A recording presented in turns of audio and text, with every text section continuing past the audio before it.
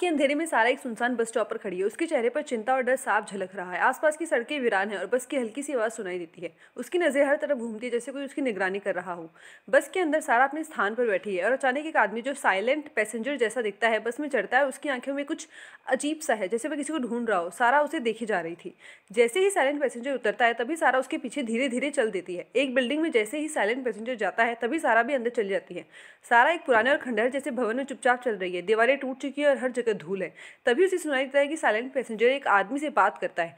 वो आ गई है। जैसे ही सारा ने उसे देखा, एक कोने में खड़ा आदमी जिसकी आंखें जैसे किसी डरावने रहस्य से भरी हैं, उसे देखता सारा की धड़कन तेज हो जाती, जैसे वह किसी अनहोनी का सामना करने वाली हो।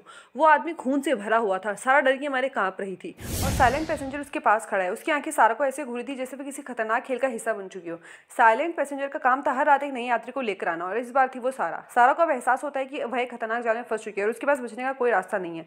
सारा तेजी से पीछे मुड़ती और गलियों में दौड़ रही होती है। उसके चेहरे पर घबराहट और डर साफ दिखाई दे रहा है। उसके पीछे खून से सना हुआ आदमी और साइलेंट पैसेंजर उसे धीरे धीरे घेरते जा रहे थे।